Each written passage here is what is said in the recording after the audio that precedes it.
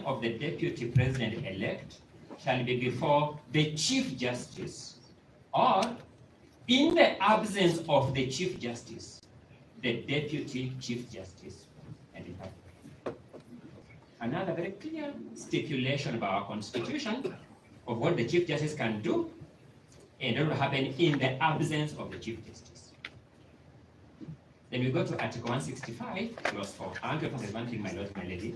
You notice that Article 141, Clause 4, Article 148, Clause 4 come before Article 165, Clause 4. The makers of the Constitution were aware of what would happen in the absence of the Chief Justice while drafting Article 141, Clause 1, Article 148, Clause 4. Let us see what they said at Article 165, Clause 4. They said, and I quote, that any matter certified by the court as raising a substantial question of law under Clause 3B or D shall be heard by an even number of judges, being not less than 3, assigned by the Chief Justice. Full stop. I'm always encouraged by an article my mentor, Professor Ongoya, wrote many years ago called Political Jurisprudence or Neutral Principles. Another look at the problem of constitutional interpretation. And Professor Ongoya makes an important argument that decisions of constitutional courts must be formulable in such a manner that they would apply coherently to all subsequent cases of similar facts. I'll not read these names in full, but you now know that if we approach this court and read for it Lena Conchella, the decision already alluded to, it will appear that this court's position is this power by the Chief Justice is administrative.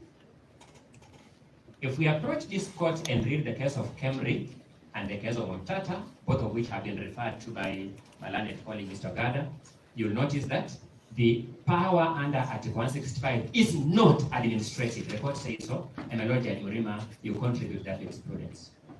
It is a constitutional imperative.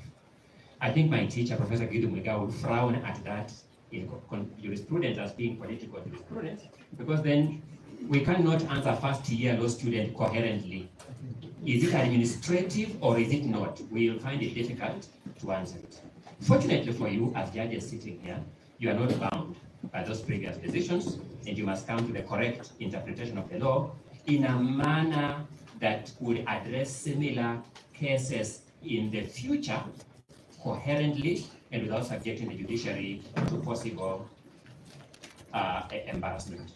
So then you will have to go and read what the two cases say, Kemri and Ontata, constitutional imperative, and what Conchella says, administrative. But then you look at the eventual verdict in Conchella, even when they say it's administrative, they set out the preconditions for that.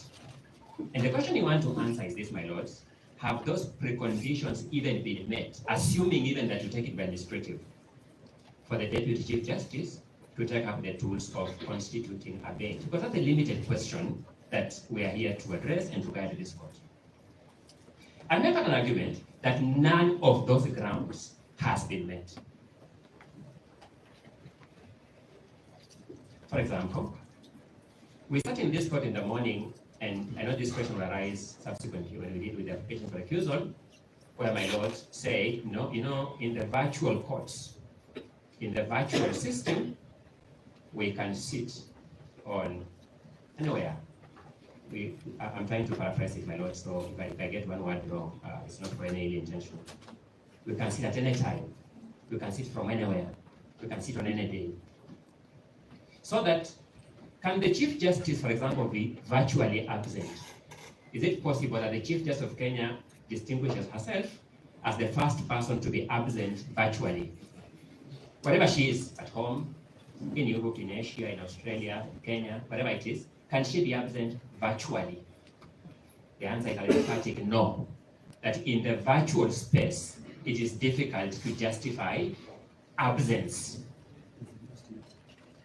If the Chief Justice is disabled, at least it has not been suggested by the applicant, nor the respondent, that the Chief Justice is disabled.